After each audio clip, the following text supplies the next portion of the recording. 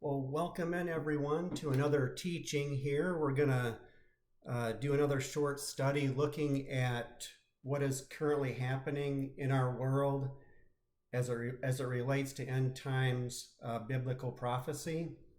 And so to start off with, I want to look at Revelation 6, 1 through 8. So if you'd like to follow along, we're going to read 6, 1 through 8 here in Revelation.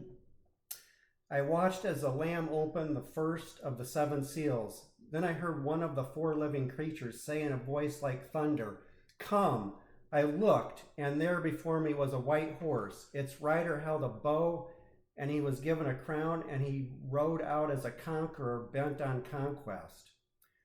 When the Lamb opened the 2nd seal, I heard the 2nd living creature say, "Come!"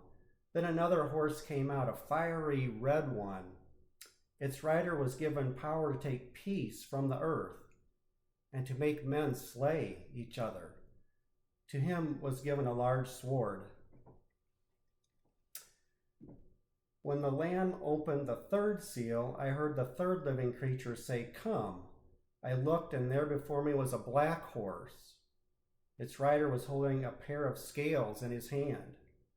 Then I heard what sounded like a voice among the 4 living creatures saying, "A quart of wheat for a day's wages, and 3 quarts of barley for a day's wages. And do not damage the oil and the wine." When the Lamb opened the 4th seal, I heard the voice of the 4th living creature say, "Come." I looked, and there before me was a pale horse. Its rider was named Death, and Hades was following close behind him. They were given power over a 4th of the earth to kill by sword, famine, and plague, and by the wild beasts of the earth. So when we look at this part of Revelation, we're seeing that there's a lot happening in these verses. And we can see the beginning of these things happening now in our world today. We see world economies that are in serious trouble. We see the lack of peace breaking out in the Middle East and other parts of the world. We see famine coming as less food will be available. We're seeing outbreaks of disease.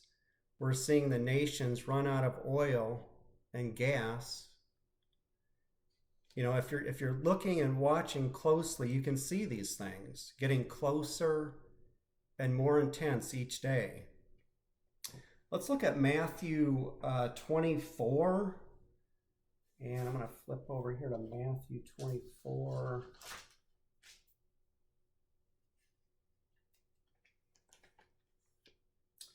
So in Matthew 24, 4 through 8, if you want to follow along, Jesus answered, "Watch out that no one deceives you, for many will come in my name claiming I am the Christ, and will deceive many. You will hear of wars and rumors of wars, but see to it that you are not alarmed. Such things must happen, but the end is still to come. Nation will rise against nation, and kingdom against kingdom. There will be famines and earthquakes in various places. All these are the beginning of birth pains." So, here we're seeing, he's talking about, and this is what we're seeing. We're seeing famine, we're seeing earthquakes, and we've been experiencing these birth pains for some time. And so what does this mean for us? What should we do? As we see these things happening, what should we do? Let's take a look at Luke 21, 28, and let's look at Jesus's words in Luke 28 or Luke 21.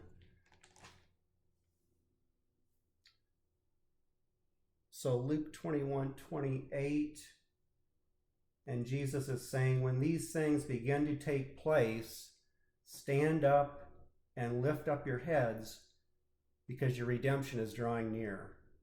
So in other words, when we see these things happening, we know that the return of Christ is near.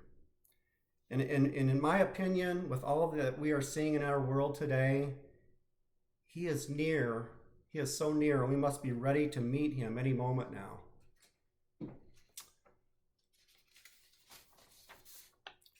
So, I mean, he's basically at the door. The world is clearly on its final stage here. It's basically ending. We can see what's coming. We can see what's happening. We see what's on the horizon.